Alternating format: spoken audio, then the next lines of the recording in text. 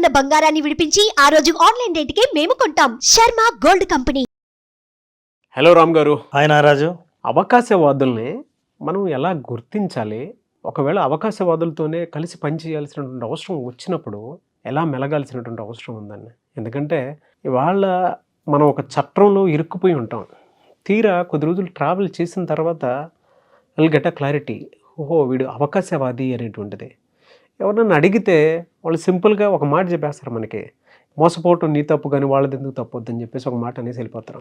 Sir, మనసుకి ఎంత కష్టంగా ఉంటుందనంటే, నేను ఎంత చేసి ఎదుటిన్నోడి చేత మాట అనిపించుకునేది ఇదే అని చాలా సఫర్ అవుతాము. చాలా కొన్నిసార్లు అయితే బయటపడడానికి కూడా అవకాశం ఉండదు, అవేర్నెస్ ఉండక. ఎలా సార్ అసలు దాన్ని ఎలా గుర్తించాలి మనం? నారాజు, నిజం చెప్పమనా, యాక్చువల్గా ఇట్లాంటి అవకాశవాదుల్ని గుర్తించడం చాలా కష్టం.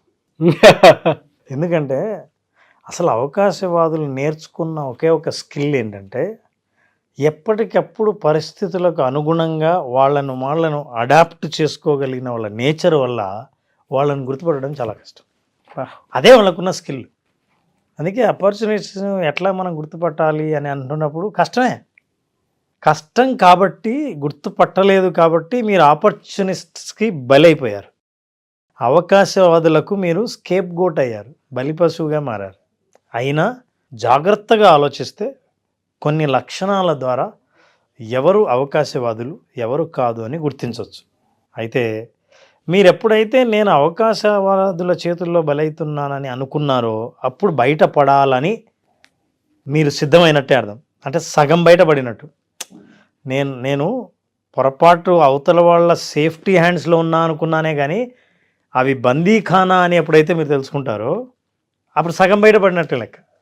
ఇక ఎలా బయటపడాలి, ఎలా గుర్తించాలి ఇట్లాంటి వాళ్ళను అని అంటే కొన్ని లక్షణాలు. Number 1, inconsistency.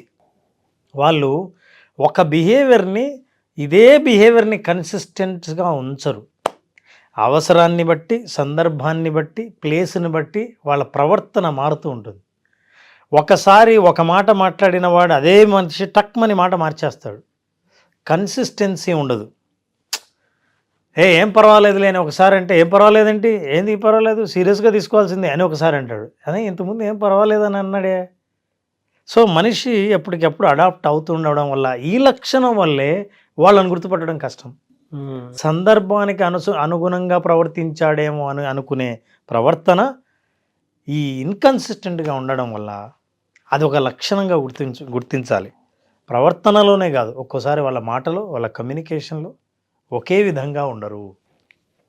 రెండవ లక్షణం ఏంటంటే, ఇప్పుడు నేను ఎప్పుడైతే ఒకే రకంగా ఉండరని అన్నానో, మన దృష్టి ఎవరినైనా సరే వీళ్ళని నేను అబ్జర్వ్ చేయాలి అని అనుకున్నప్పుడు ఒక సందర్భాన్ని తీసుకొని, ఈ సందర్భంలో వీళ్ళు ఎలా రెస్పాండ్ అయ్యారు, మళ్ళీ ఇలాంటి సందర్భం వచ్చినప్పుడు అలాగే రెస్పాండ్ అయ్యారా, అలాగే ఆలోచించగలిగారా లేదా అని మీరు అనుకుంటే అప్పుడు తెలుస్తుంది తేడా. అప్పటికి ఇప్పటికి తేడా ఏంటి. ఈ తేడాల్లో కారణం ఏమై ఉంటుందంటే, ఇది రెండో కారణం, సెల్ఫ్ సెంటర్డ్. వాళ్ళు ఏంటంటే స్వార్థపూరితమైన. స్వార్థం అంటే ఏంటి? తన ప్రయోజనం కోసమే ప్రతిసారి తన ప్రవర్తనను సమర్థించుకుంటారు.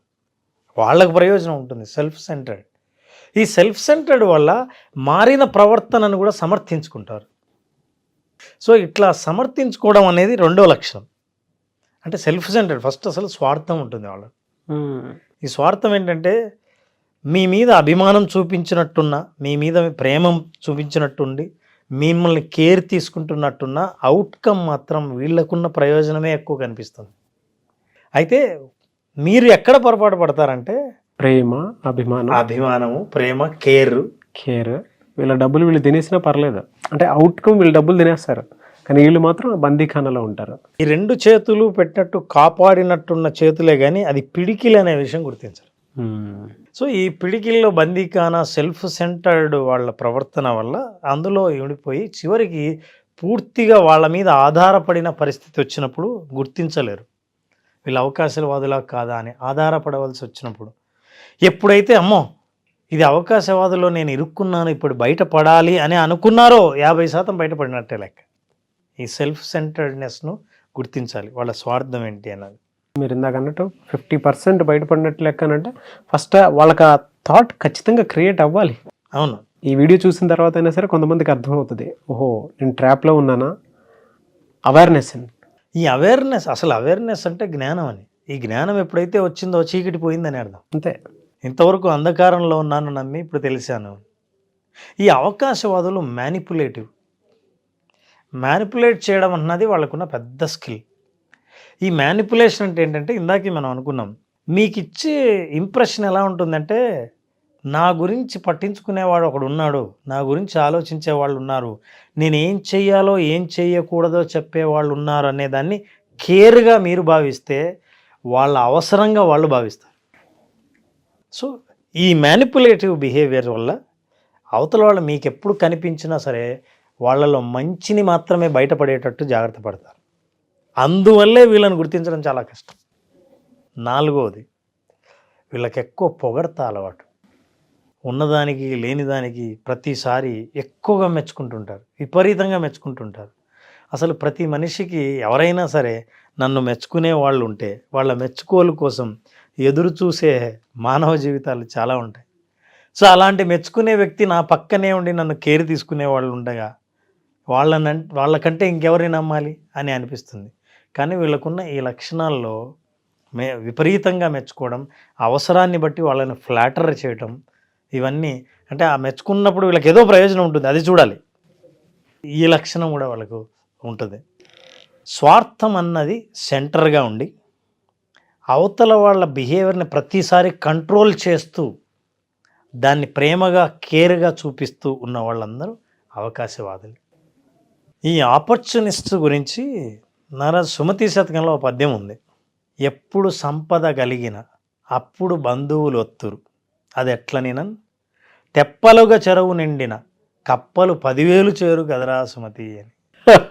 సో ఎప్పుడైతే వాళ్ళకి కావాల్సింది దొరుకుతుందని వాళ్ళు అర్థం చేసుకుంటారో అప్పుడు మన మీద దాడి చేసి వాళ్ళని అవకాశంగా వాడుకుంటారు. సరే, నేను అవకాశవాదానికి గురి అవుతున్నాను అని తెలుసుకునే జ్ఞానమే బయటపడడానికి మార్గం ఓపెన్ అయినట్టు లెక్క. ఆ అజ్ఞానమే నేను ఆనందంగా చాలా సేఫ్గా ఉన్నానని అనుకోవడమే అజ్ఞానం. అయితే ఒక్క విషయం చెప్పాలి నారాజు, చాలా ముఖ్యమైన విషయం. జెన్యూన్గా ఈ లక్షణాలు ఉన్న వాళ్ళందరూ కూడా అలాగే కనిపిస్తారు. మీరు ప్రమాదంలో పడే అవకాశం ఉంది. అంటే ఇట్లాంటి లక్షణాలు చూపించిన వాళ్ళందరూ అవకాశవాదులేమో అనుకుంటే మాత్రం పొరపాటే. అవును. ఎందుకంటే మంచి వాళ్ళకు కూడా ఇలాంటి లక్షణాలు ఉండే అవకాశం ఉంది. మీరు ఇందాక అన్నదాంట్లో నాకు ఒకటి అనిపించారు. అవుట్కమ్ ఒకటి ఉంటుంది, ప్రొటెక్షన్ ఉన్నట్టు ఒక లేయర్ కనిపిస్తుంది, వీళ్ళని కంట్రోల్ చేసి చూస్తారు అనేటువంటిది. అదొక క్యారెక్టరిస్టిక్స్ కింద చెప్పొచ్చు. అలాంటివి వీళ్ళు సఫర్ అయ్యేటువంటి ఏ విధంగా ఉంటాయి అంటే ఎక్స్ట్రీమ్ లెవెల్లో. ఓవర్ డిపెండెన్సీ వల్ల ఒక నిర్ణయం తీసుకోలేరు. బయటికి వెళ్ళాలన్నా వీళ్ళ తోడు కావాల్సిందే. అసలు మీకోసం మీ డబ్బుతో మీరు చేసే పనిని కూడా వాళ్ళు చెప్పకుండా చేయలేని స్థితికి చేరుకుంటారు. అవతల వాళ్ళు మీకు నేనున్నాను కదా, నేను కొనిస్తాను, మన ఇద్దరం షాపింగ్కి వెళ్దాం, మీ డబ్బే నేను ఖర్చు పెడతా అని అన్నప్పుడు అరే ఒక మనిషి ఉన్నాడు కదా అని మీరు అనుకుంటారు. కానీ ఆ వ్యక్తి మీకు టైం స్పెండ్ చేసేంత వరకు మీరే నిర్ణయం తీసుకోలేని స్థితి వస్తుంది. సో చివరికి మీ చాయిసెస్ మీ చేతుల్లో లేవు అని అర్థమవుతుంది.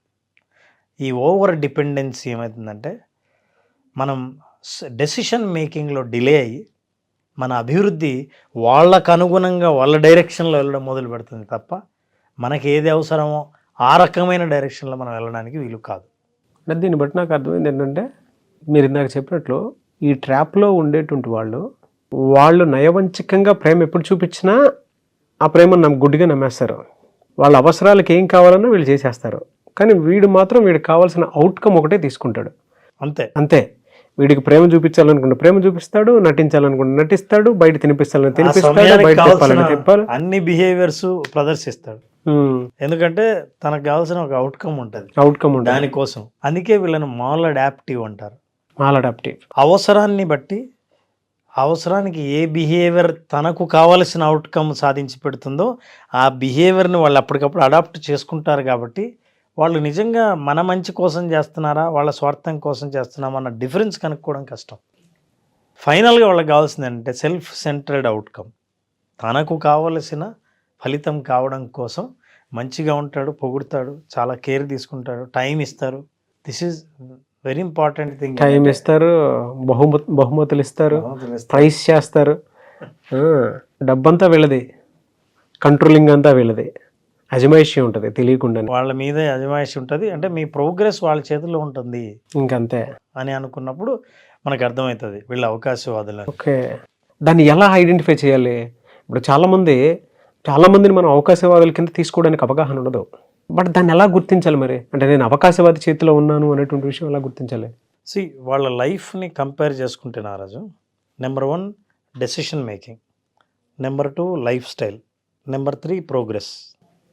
తమ ప్రోగ్రెస్ కానీ, డెసిషన్ మేకింగ్ కానీ, లైఫ్ స్టైల్ కానీ ఒక 6 నెలల కిందటితో పోల్చుకుంటే తమ చేతిలో ఉన్నవన్నీ వేరే వాళ్ళ చేతుల్లోకి వెళ్ళకపోయాయి. మన చేతుల్లో అంతకుముందు ఏమున్నాయి? ప్రోగ్రెస్ మనం నిర్ణయించిందా, మన ప్రోగ్రెస్ ఇతరులు నిర్ణయించిందా? చివరికి ప్రతిసారి ఫలితం నాకెక్కువ వస్తుందా, నేను పొందుతున్నానా, నేను ఖర్చు పెట్టి నా సమయం స్పెండ్ చేసిన తర్వాత ఇతరులకు ఎక్కువ ప్రయోజనం పోతుందా, అవతల వ్యక్తికి ఎవరికైనా సరే?